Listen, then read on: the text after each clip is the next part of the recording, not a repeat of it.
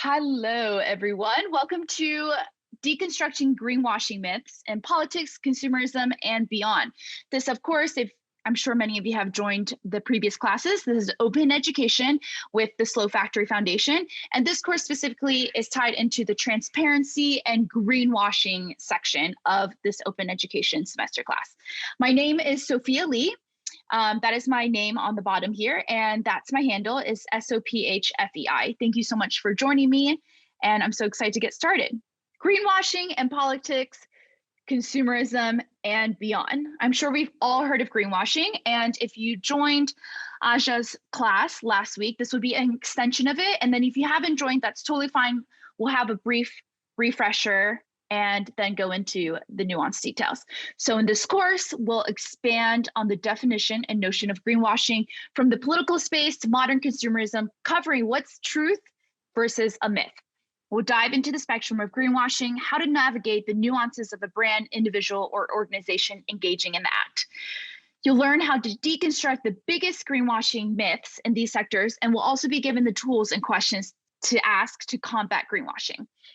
In this course, I want to be giving you guys more questions to ask. It's not going to be giving you the answers in greenwashing, but it's going to give you the questions and the tools to ask whoever you think is greenwashing to kind of understand it better for yourself.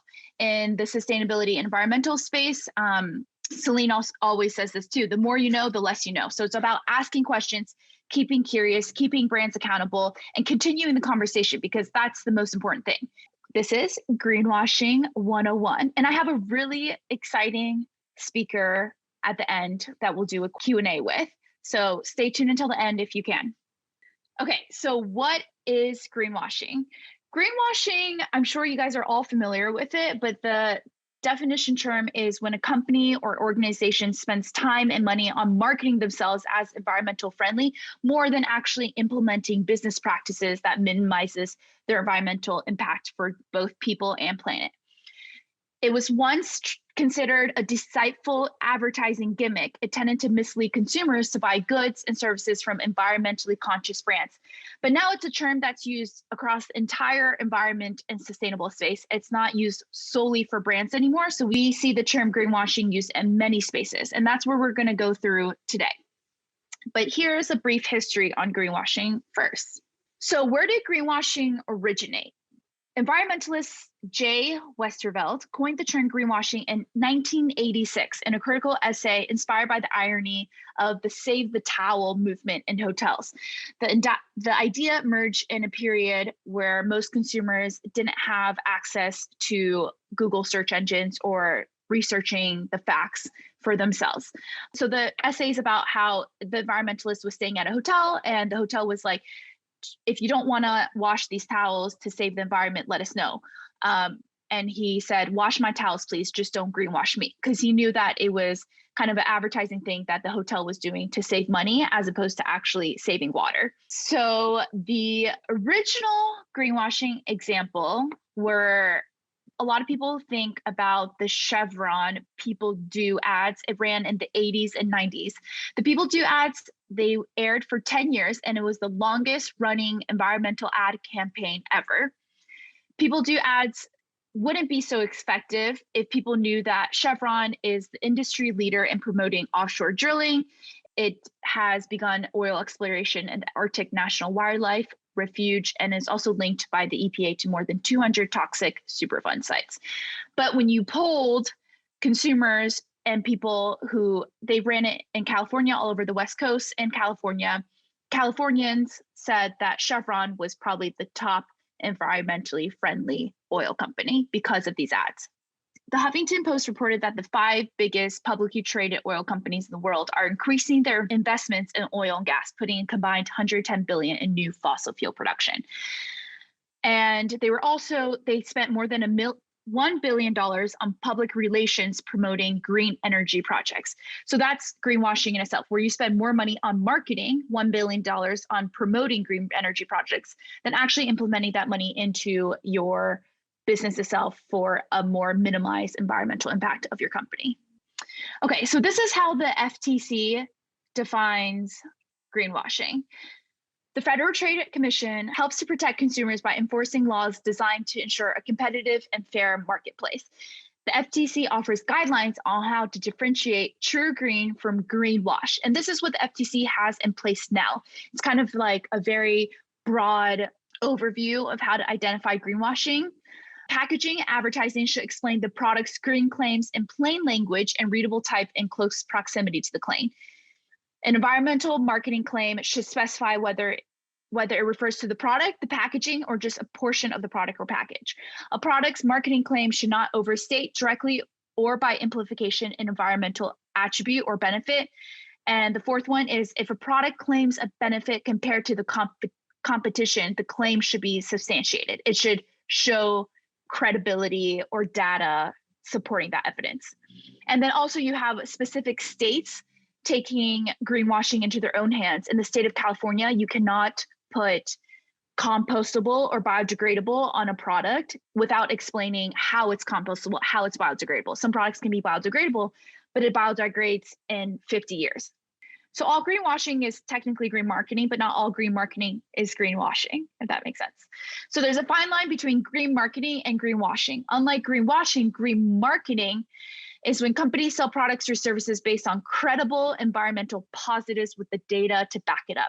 Green marketing is generally practical, honest, transparent, and it means that the product or service meets these criteria.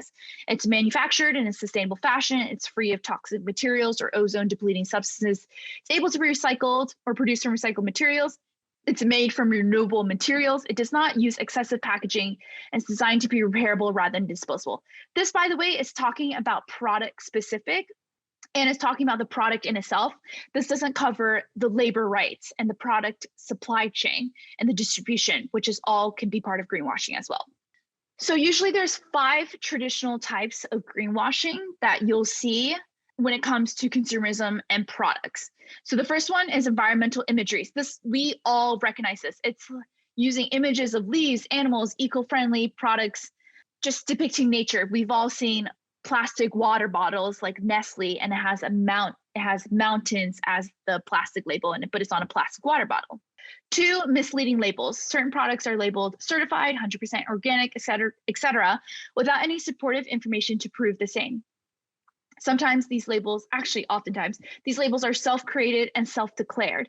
Also, they'll be using vague terms such as eco-friendly without supporting any of the data or why it is eco-friendly in itself. And 3, hidden trade-offs.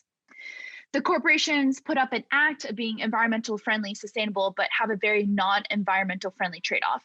So examples when clothing companies uses natural recycled materials while the clothing is developed through exploitative conditions such as human labor costs. Real companies would provide more information on energy, water conditions, greenhouse gases, labor rights. That's all involved. The fourth one is irrelevant claims. Sometimes you'll come across labels that say they're free of certain chemicals, but the substance might be banned. So in Europe, so many substances are banned that aren't banned in the US. So if you're saying, oh, it's free of phthalates, silicones, toxins, that's already a European Union standard. And this also becomes irrelevant in places like China because China requires that testing for beauty products is required on animals by law. And the fifth one is it's claiming it's the lesser of 2 evils. It refers to when companies claim is true within the product category, but it's a greater risk or environmental impact prevails. For example, it's a company selling organic cigarettes. Sure, the tobacco or the cigarette is organic, but at large, the product is harmful both to the person and the environment. Okay, so we're going to be talking about greenwashing spectrum because it's not so black and white. There's a whole greenwashing spectrum. There is no obvious good or bad when it comes to the sustainability space, especially if we're talking about a product. A new product on the shelf can never be sustainable. You cannot buy yourself into sustainability. As greenwashing has become more mainstream into the public's vernacular, the term and act has been seen to go hand in hand with cancel culture. And at times, it's being used to mislabel organizations, nonprofits, and individuals, straying away from the movement or the common enemy at large, which is capitalism. So you have a whole entire spectrum of greenwashing. Sometimes it's good, not great, bad, terrible, and sometimes it goes all the way to canceled. But oftentimes we don't even look at the spectrum. We just immediately identify whoever is greenwashing as being canceled or not. So I'm gonna go through a few different flowcharts of how we can identify where this greenwashing lies in the spectrum, so we can better ask questions, better bring people into the conversation, better keep them accountable, and better call them in. Because if we're canceling them and we're not having that conversation anymore, then that brand or that person, that organization, they'll never have the space to improve. And when we're canceling people and stopping the conversation, that's the last thing we want to do. We want to keep the conversation going. So this is a quick flow chart and it's very simplified, but I'm going to go into it a little bit more nuanced. So first, you're going to start with, okay, I believe you are greenwashing. Then you ask yourself, is it an organization or brand? Is it a nonprofit or is it a person? And I'll show you how, depending on each of these different entities, we should approach greenwashing labeling in a very different way. Because a person and a nonprofit shouldn't be compared to a corporation that's, a huge carbon major emitter and is so much more responsible for so much more. So let's first start off with, is it a nonprofit? And for this example, I'm going to take the Slow Factory as our primary example. So the Slow Factory Foundation, it is a 501(c)(3). It's a nonprofit. So yes. And then let's ask ourselves, are they a profit in the environment space? And the Slow Factory Foundation is at the intersection of environmental justice and social justice. So yes. Did we ask if they are holding the brand accountable before accusing of greenwashing? So this question comes because when Slow Factory first announced that they were doing this open education series, they said that Adidas funded a major portion of these classes. And here's the thing, Adidas at the time came under fire along with the majority of huge global leader brands in the world for using cotton from the Uyghur region. And if you look at this report specifically about the Uyghur exploitation, majority of the brands didn't even realize they were using cotton sourced from this region because of subcontractors, because such a huge brand like Adidas had so many subcontractors. Like their subcontractors have hundreds of different subcontractors. Also, it's like cotton can be picked wherever and there's no fiber tracing yet.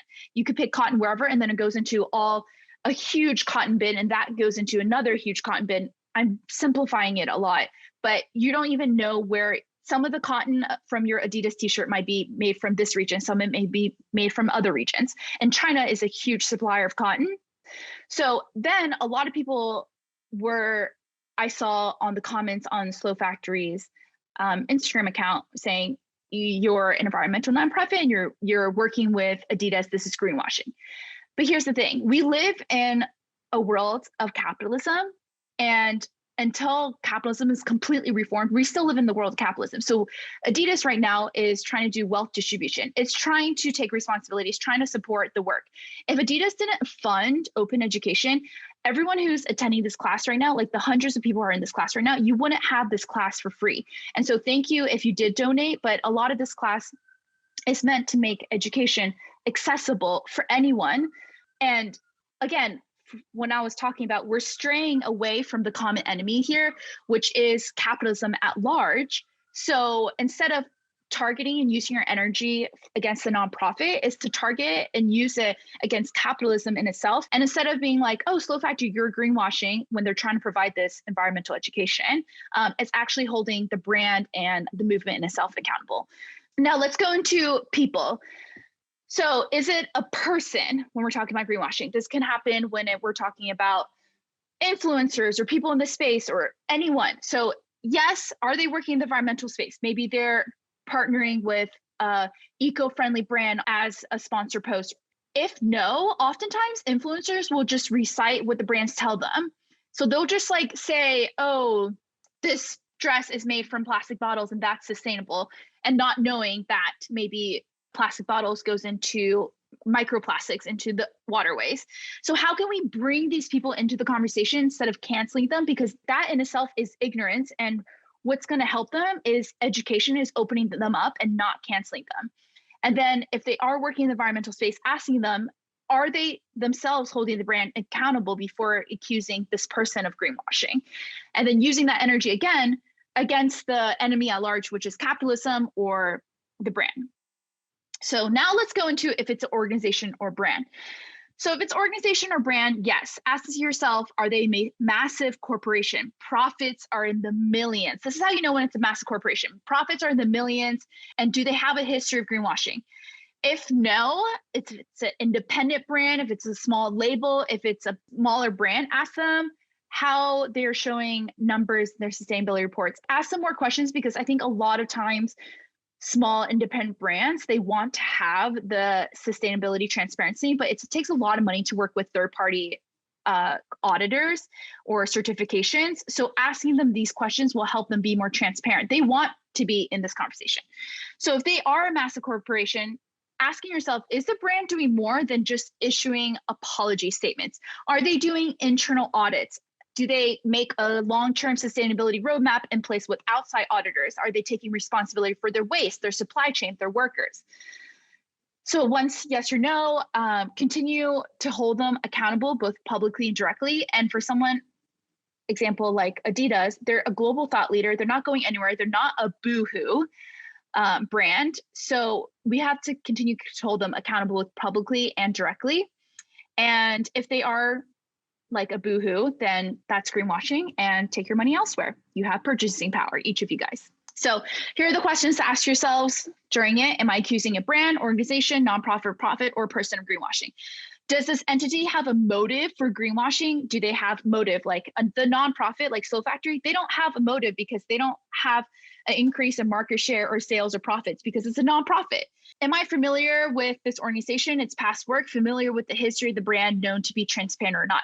If you're accusing Soul Factory, be familiar with their entire history and decade long of fighting for environmental justice. A decade long nonprofit cannot be greenwashing because they have been doing this work. They've been dedicating their entire life to this work.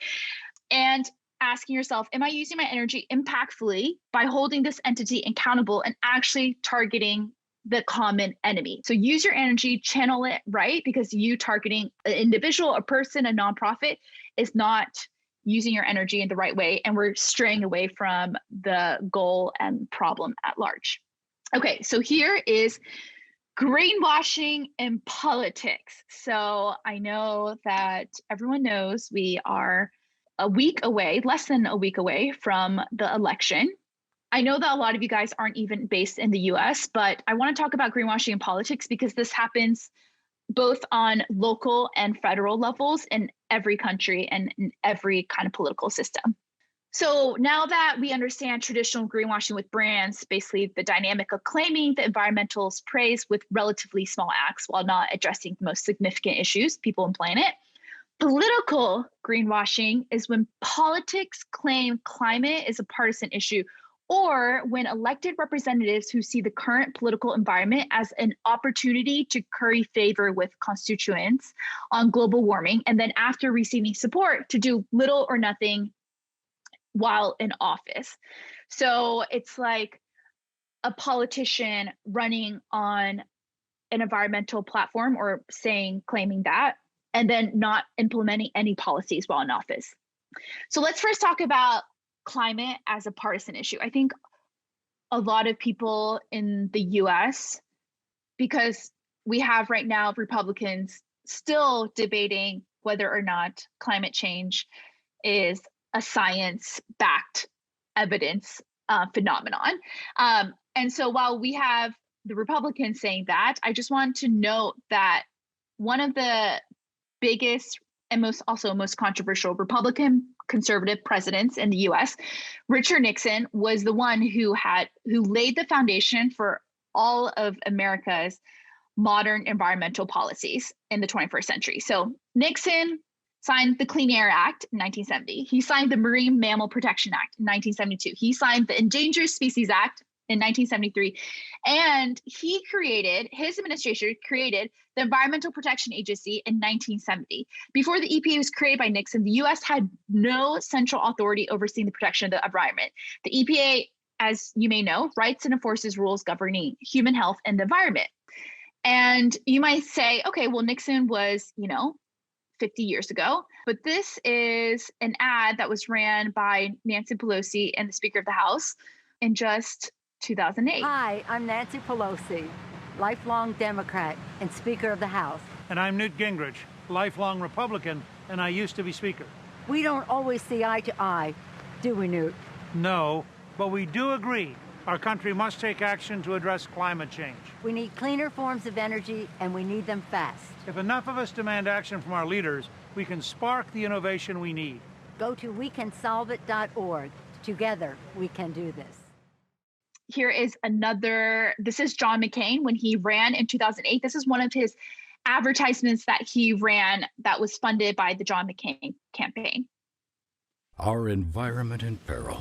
Oil and food prices out of control. Climate change wreaks havoc with deadly weather. One extreme thinks high taxes and crippling regulation is the solution. Another denies the problem even exists. There's a better way. I believe that climate change is real. It's not just a greenhouse gas issue, it's a national security issue. We have an obligation to future generations to take action and fix it. I'm John McCain, and I approve this message. So climate justice cannot be greenwashed into a partisan political issue. I think that during this American election itself, climate has become a super polarized topic, and it's becoming a left liberal, like something that only Democrats want to champion. But as you've seen, it's not. It's something that conservatives have been supporting and rooting for and fighting for a very long time, since the 70s, starting with Nixon.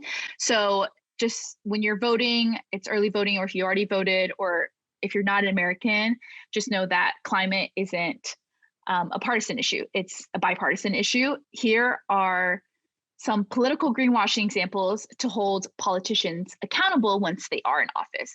So this is the second political greenwashing example, is when politicians say that they have an environmental platform and then changes once they're in office, or vice versa, not denying climate change and then saying they support it because of their citizens and how to keep them accountable afterwards. So Texas Rep, he's Republican, Bill Flores said climate action is petty politics based on dubious agenda-driven scientific research. And now he's saying he's excited about opportunities for America to be a leader in emissions reductions. Here's one of the most classic greenwashing examples. Trump has rolled back 100 environmental rules during his presidency, his administration has. And he's also in Florida in August, just this past August and September. He called himself the #1 environmental president.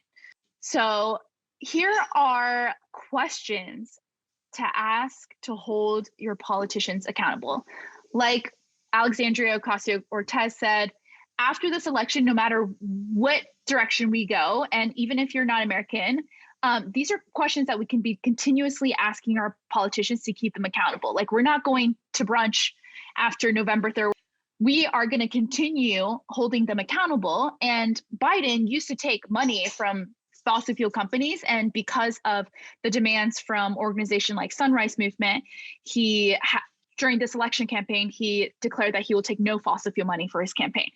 I will put these questions, like screenshot it, do whatever you want. I will also share the link to it, the questions, but here's some questions to ask your politicians, and asking them timelines, like what steps are you doing to create clean energy jobs? And what are you doing with the communities and the health near oil refineries and chemical plants?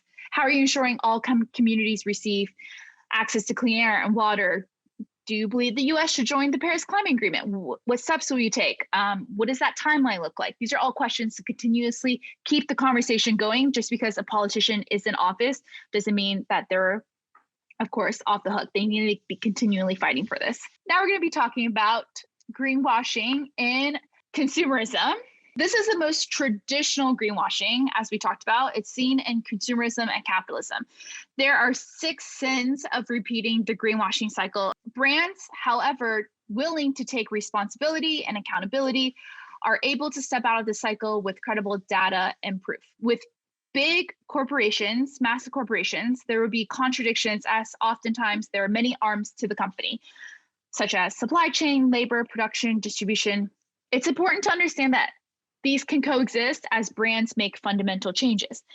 If they don't even know they're using cotton from the source region because of subcontracts, those very polarized ideologies is going to coexist. Them supporting environmental education and taking responsibility of their waste and creating upcycled products and materials with their waste, while also having this other arm. So these things can coexist. It's, again, not black and white. So these are the 6 sins of greenwashing according to the Business of Fashion. I would say first that it's a cycle. You'll start with vagueness. They're non-specific about operations or materials. They're choosing the lesser evil by a do-good label. Irrelevance, claiming to avoid using a material practice that is already illegal or non-standard, such as the EU of using phthalates and toxins in beauty products. There's a hidden trade-off, suggesting a product is green based on a single environmental attribute. So the hidden trade-off, you can say that a lot of brands claim that they're sustainable because they have really sustainable packaging, because everything comes in recyclable materials, but then their production and labor, entire production supply chain with labor is not sustainable. There's no proof. They have no credible data that can be substantiated. And then they're fibbing, making environmental claims that are simply false. So this is the cycle. So I think that the reason why I thought this was an important truth or myth greenwashing example to bring up first in the consumerism space is because when the sustainability movement first took the fashion world by storm a few years ago, everyone thought the most sustainable thing to do was like to buy the organic cotton t-shirt, right? But this is a myth. Buying from eco-conscious or sustainable brands is the best way to reduce your fashion footprint. The most sustainable thing you could do is to extend the life cycle of the garment of clothing or accessories or footwear that you already own. Yes, even if it's fast fashion. And when we're talking about life cycle assessment, LCA, the more cost per wear, the more times you wear it, the lower the footprint of the garment is. Okay, here's another truth. The zero waste movement is sustainable. One of the reasons I thought this was also important to make sure we cover is because I think when everyone starts to understand climate change, we first look to ourselves.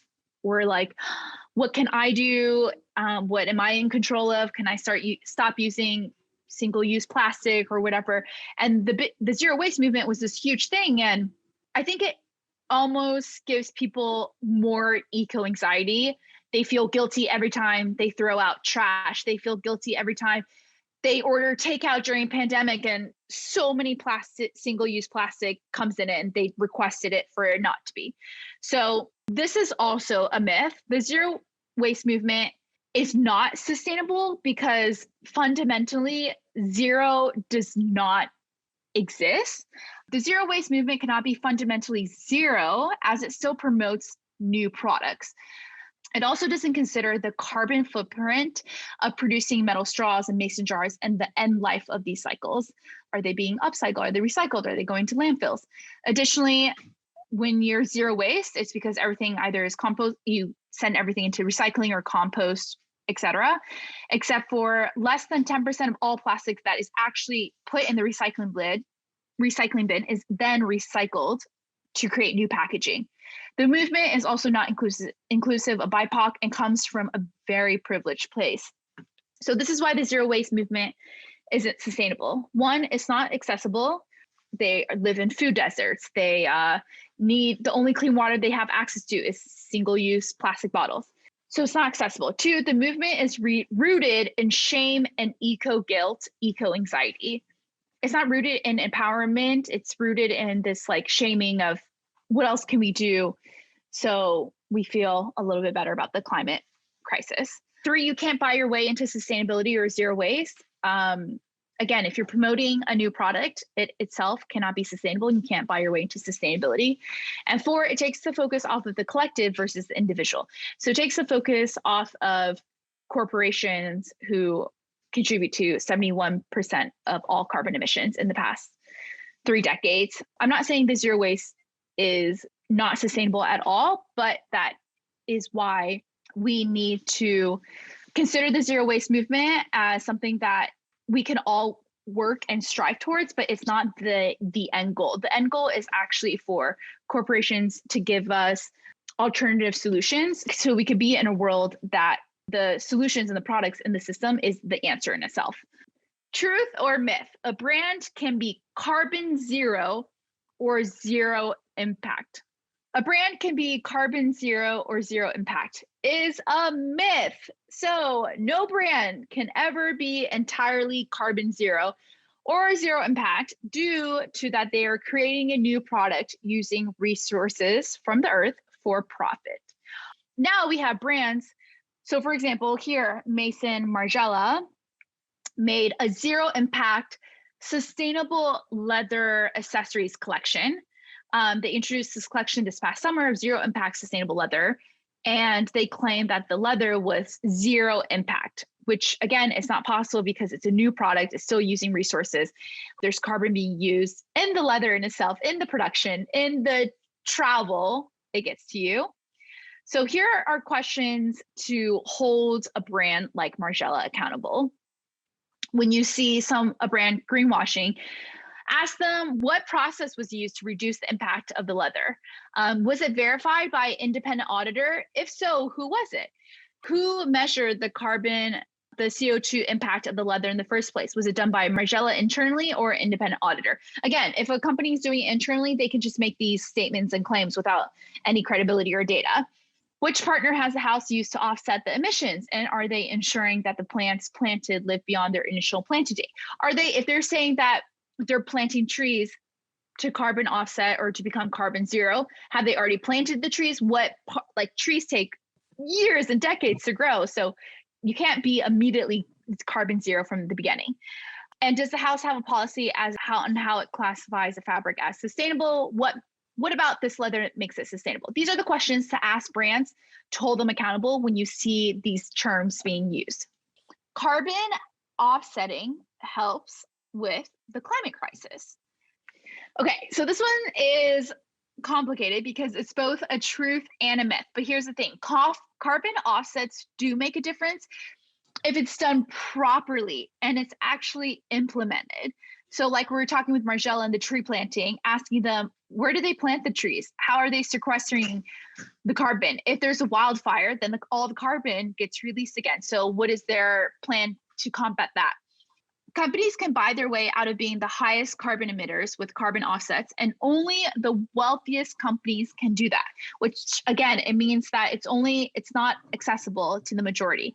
When you carbon offset, here are some examples of what they mean when they say carbon offsetting.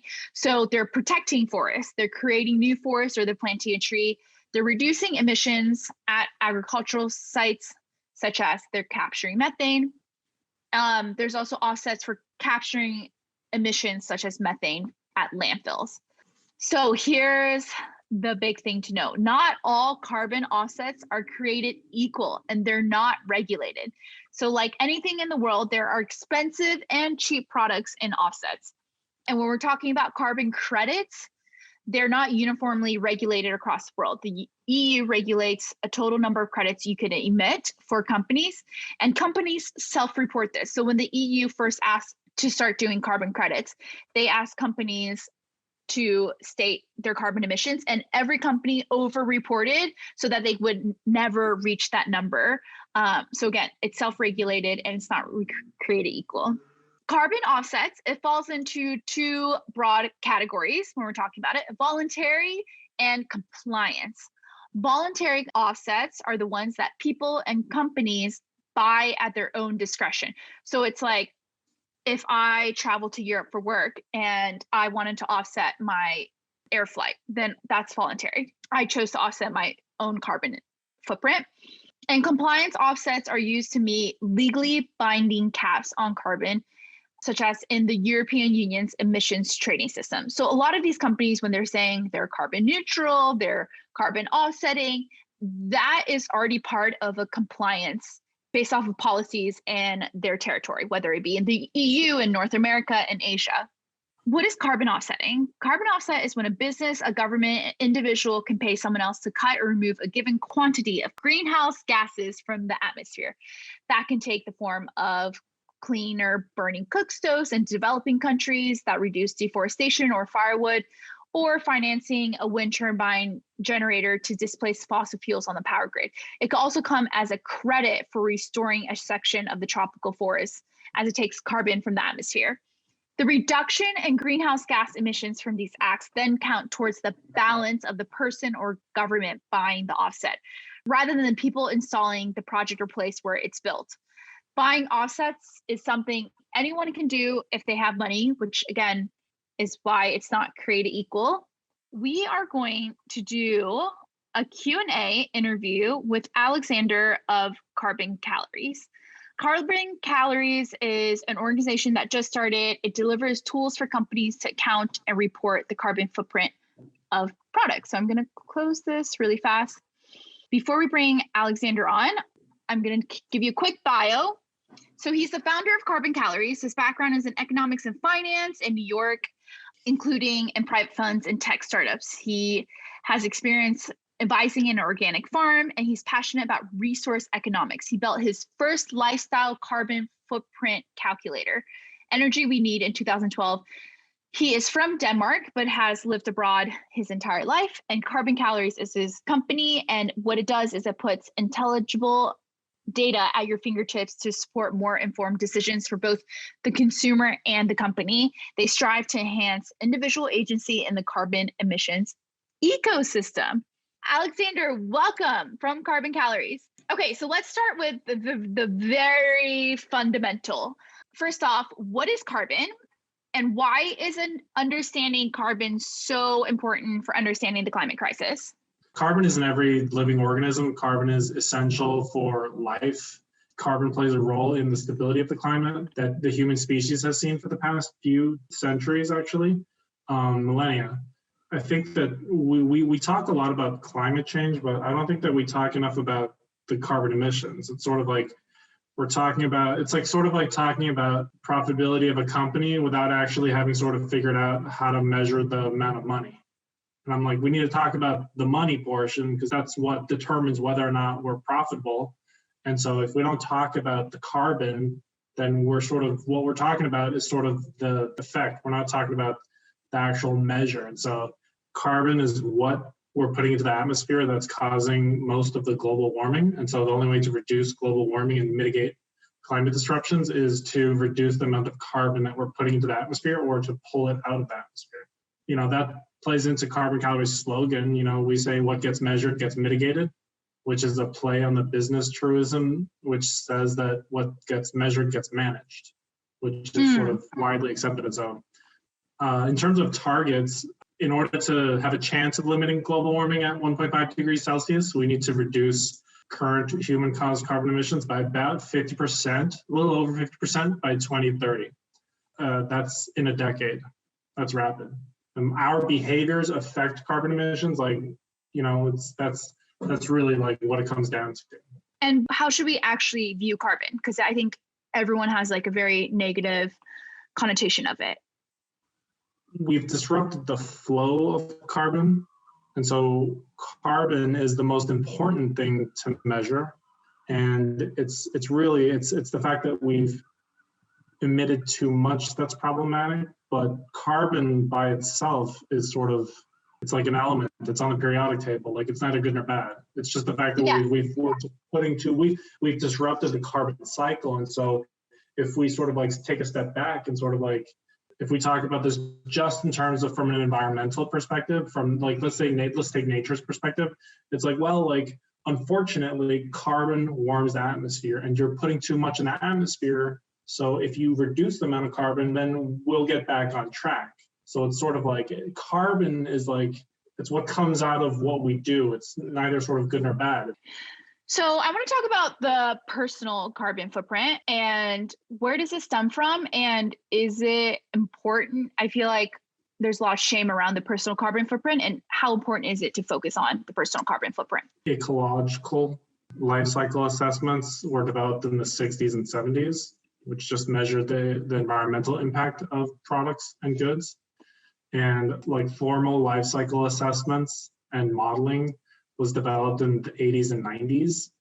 And full life cycle assessments were actually developed in the first decade of the 21st century. The first product carbon footprint accounting standards were published in 2008 and 2011. So it's sort of like it's been developing over the past few decades. When it comes to personal carbon footprints, I would say that no one can develop a personal carbon footprint accurately right now, because you would have to have the product carbon footprint of all brand specific products, and nobody's reporting that. So I would say that when people say personal carbon footprint nowadays, they're talking about statistics.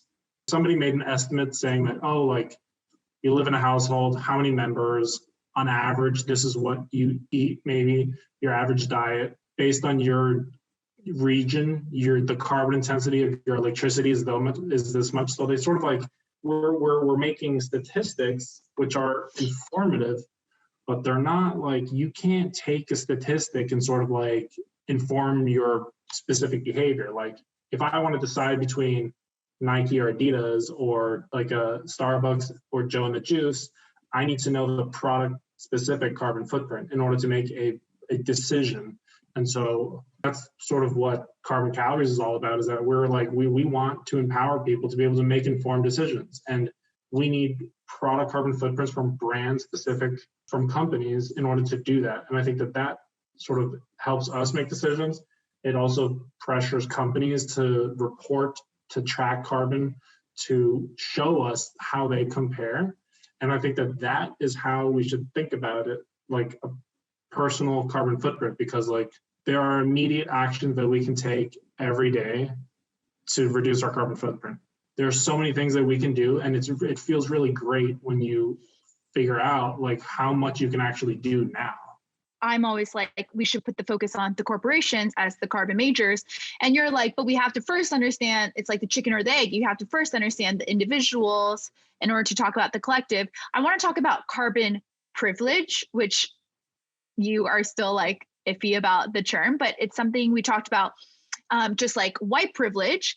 If you're living in the global north, we have carbon privilege. So what does that mean? Can you tell us a little bit numbers of like the carbon of someone who's living in the global north versus the global south? We in the north, we have I think economists or people often call it a free rider problem, which is that we emit way more than everyone else. And just in terms of like stats, Oxfam released a report showing that the wealthiest 10% of the globe, the richest 10%, emit 50% of global emissions, or their lifestyles account for 50% of global emissions, and the poorest 50% emit 10%. So that's like a direct sort of like, those two ratios are pretty easy to remember. And just to put it into context, like if you earn more than $36,000, you're in the top 10% richest human beings on the planet. The average income is $10,000 globally. The poorest 50% earn on average $2,200 a year.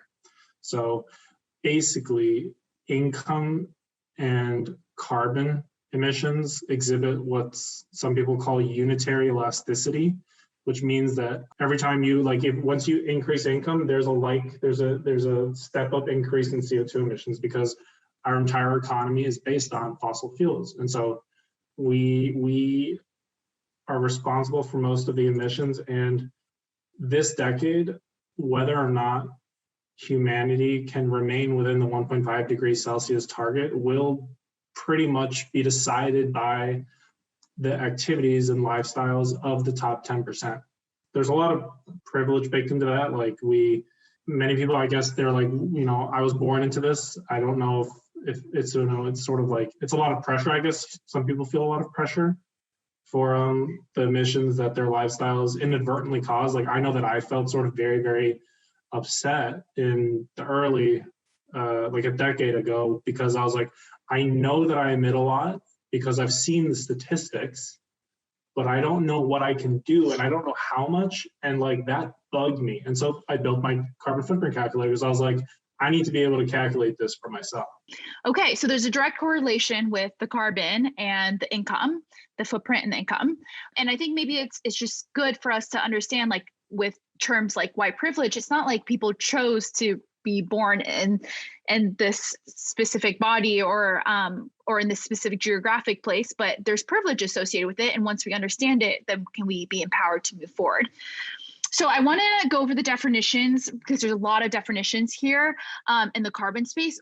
Carbon neutral and carbon zero. What do those mean? How do they differ? Okay, so give it to us. Carbon neutral and carbon zero, it means that a company has bought offsets to basically whatever they emit is brought to zero, because like so no company is zero carbon. Yeah, that's impossible. That's impossible right now.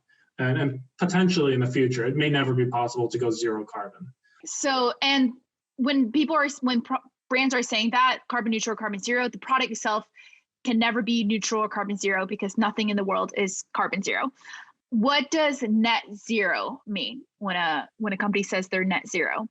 So again, net zero, like if you're saying net, just the word net means that like something positive has been something you deducted a number from a positive number to bring it to net zero. So it just means that like when we talk, like the way that I think about carbon emissions is like you either put it into the atmosphere or you remove it.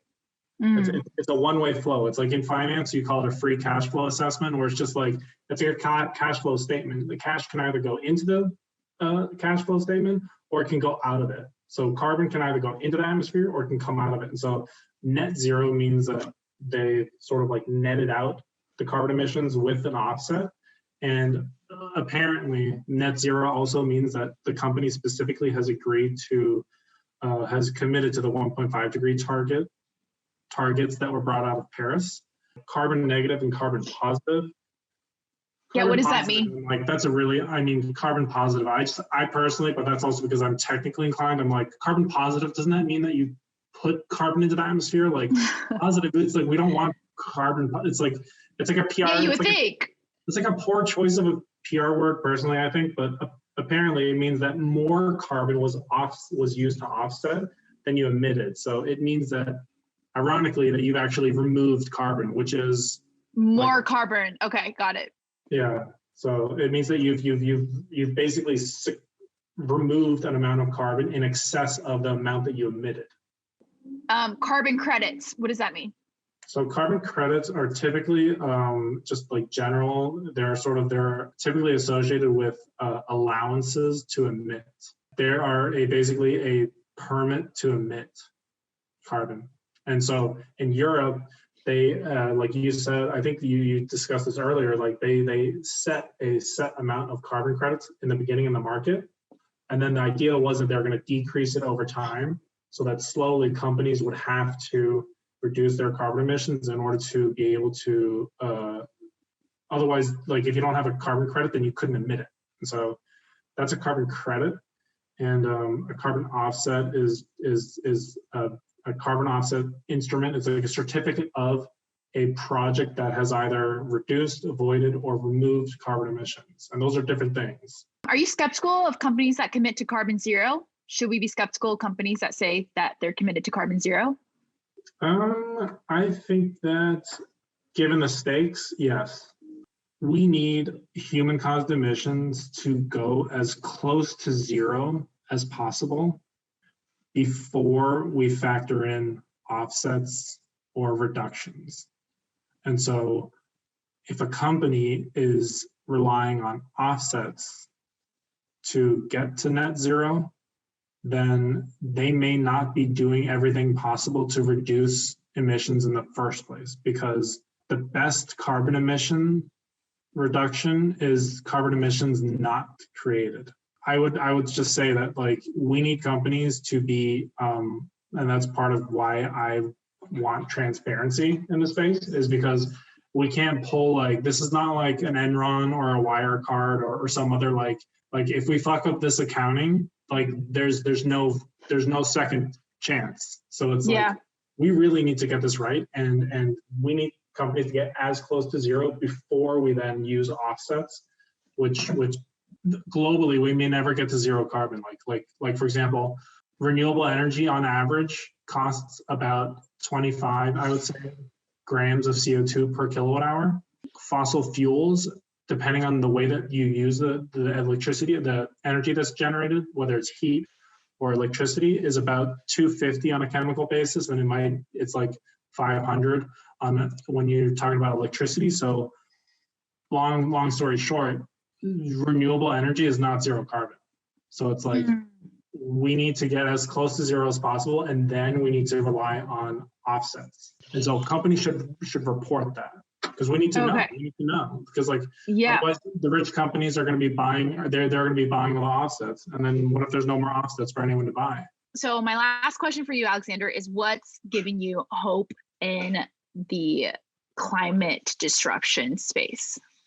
10 years ago, there was less discussion about this. So many more people are allocating time and energy to understand this challenge, to try and solve it. And so it's great to see so many people that are like taking their energy and their emotional, it's emotionally challenging to sort of address this. And so it takes a lot of energy to deal with, to look at yourself, to be honest. I'm hopeful because more people are doing it, and I'm hopeful because I see nature as being a very important part of the solution, a critical. I mean, it is what we're disrupting is nature, and so I'm hopeful that we're going to get more in touch with the natural sort of like nature's balances and the way that nature operates. And I think that the closer we can get to nature and the more we can mimic nature and get in touch with nature, the better, because modern life, we've become disassociated from nature. We don't grow the food, we don't harvest it, we don't transport the food, we don't manufacture any of the things that we consume. It's like, it's sort of like it's kind of weird. Historically speaking, this is very, very strange. Like, humanity has always been producing its own food and building its own homes and whatnot. Like, it's literally, since the Industrial Revolution, that's 1% of the human species, like, existence, less. So it's like, for 99% of our species history, we've lived in balance with nature, in sync, circadian rhythms, waking up with the sun, all this good stuff. It's like, we totally have it in us. We just need to awaken it or find it again. And in terms of the other thing I would say is that the 50% of humanity that currently emit much less, they're a good role model. Like, they can do it. They're living in balance, much more in balance than we are. So it's like, so lots of people are doing it, and it's definitely possible for us to do it. We just need to get back in sync with nature, I think. So that's back in sync with nature. Yeah, like the indigenous communities have been telling us for centuries. Yeah. Okay, someone asked, how are you able to calculate carbon along the whole supply chain? That is the golden question. That's what we're working on solving, because that is that's a great question. It's currently not being done. The reason why is among many things, but like, the only way to do carbon accounting is for people to record carbon for each step of their company's operation and then allocate it based on what they're producing. Now, global supply chains are long, and to do it accurately, you would need everyone to be doing carbon accounting. Very few people are doing carbon accounting the way that we have financial accountants that manage books.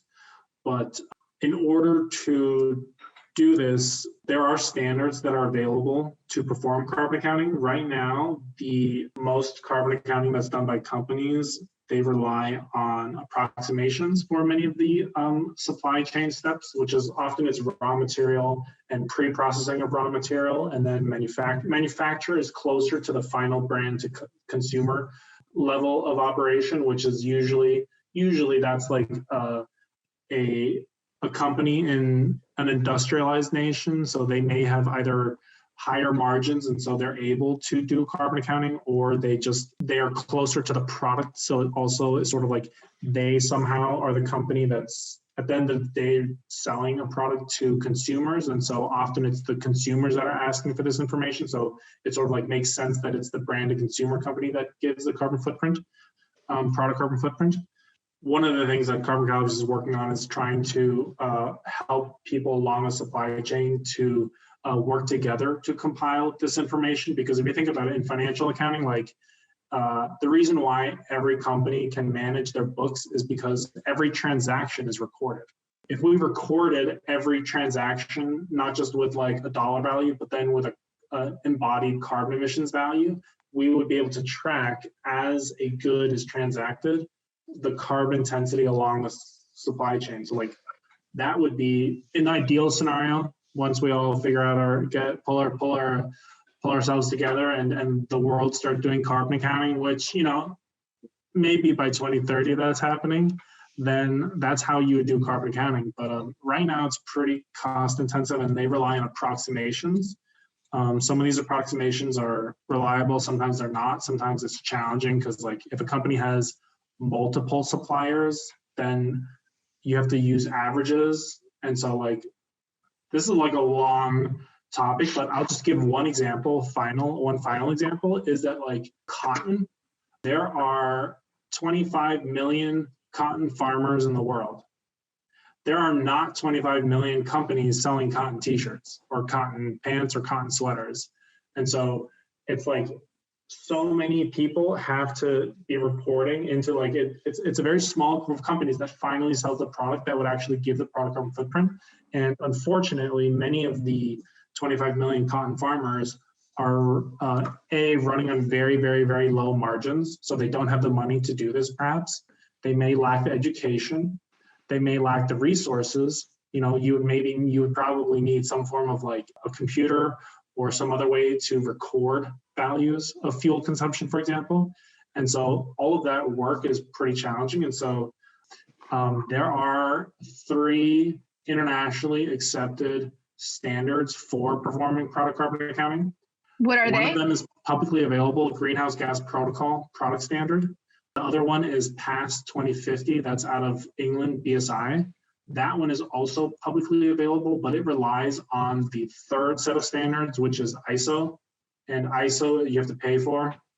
They all sort of like they've managed to write them so that they all pretty much say the same thing. They've coordinated it.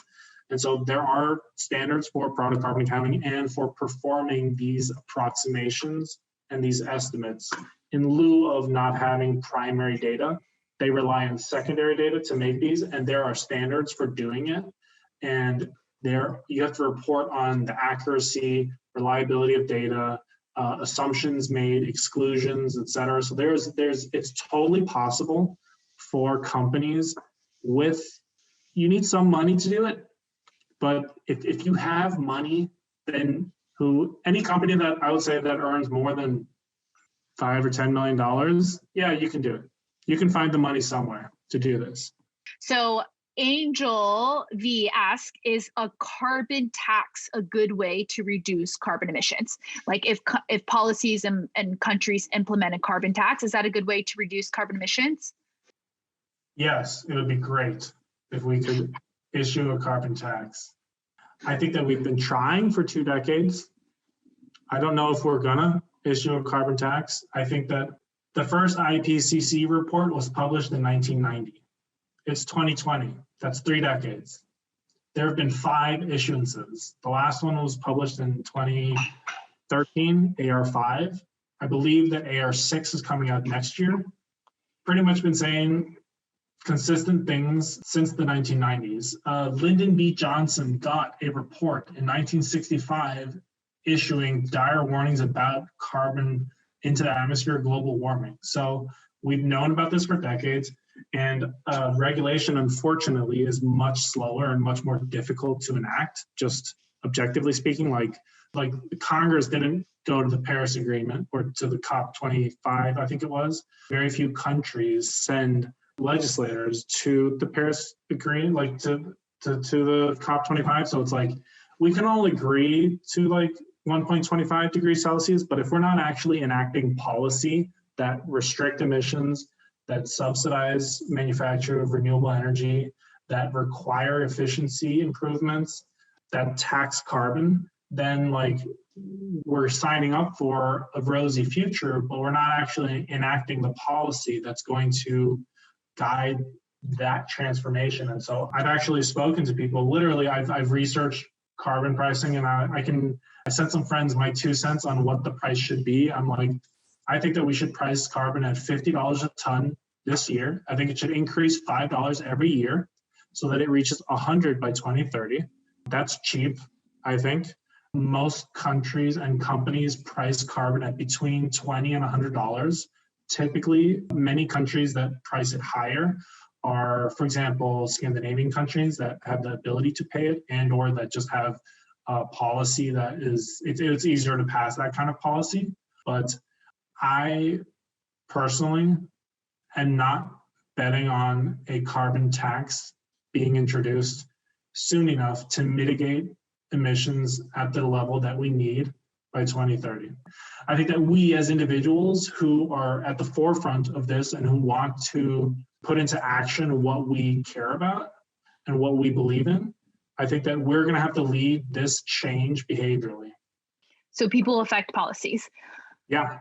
Okay, Alexander, this is the last question for you. Thank you so much for your time. Mel asks, how do you personally lower your carbon footprint? What's your best advice on that? Objectively, flying is huge. Flying intercontinentally from London to New York is about 2 tons of CO2. Poorest 50% of humanity emits about 1 ton a year. So one intercontinental flight return is about twice the carbon footprint of most of humans. So flying is a big one. If you can just reduce the number of flights, like I've taken 4 or 5 flights since 2014. I have not flown in 2019, and I will not fly this year. And I do want to fly next year. So you can get a bed on a container ship. You need 3 weeks, I think, 2 or 3 weeks to get across the Atlantic if you do that.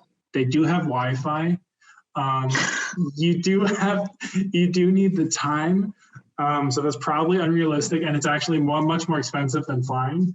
But I would say that, of course, reducing red meat consumption, because of the way that red meat is produced, typically industrially, it's very carbon intensive. When you do eat meat, try and buy it from responsible farms, eat less of it, and then heating and cooling in your building is huge. So it's very difficult to influence heating and cooling often in buildings, especially if we're as renters or people that often we don't own the homes that we live in. It's very difficult. And even when we do own the homes, it's expensive to perform that kind of like capital equipment upgrades. Also, consume less, much less, because the longer you use things, the better.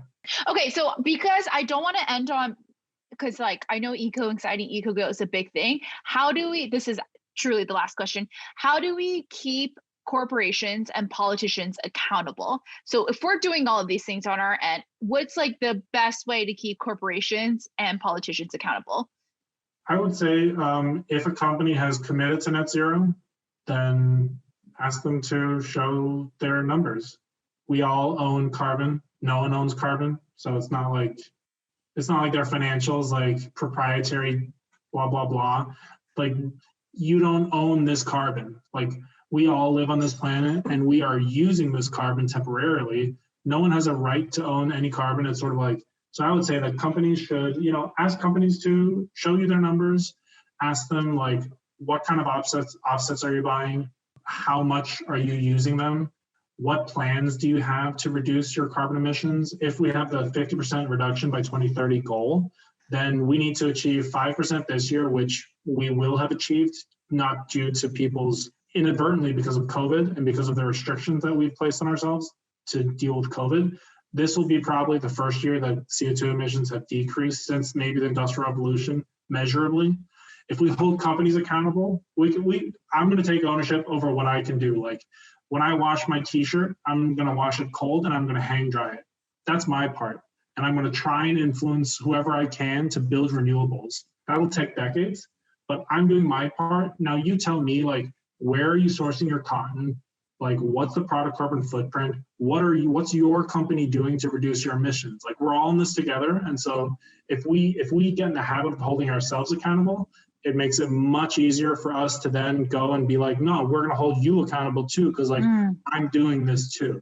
I think we're like in this together. We're playing for the same team. We're on this planet together. Yeah. Okay, amazing. Alexander, thank you so much for your time and sharing your wisdom resources. Again, carboncalories.com or at carboncalories as well if you wanted to ask more questions or email him.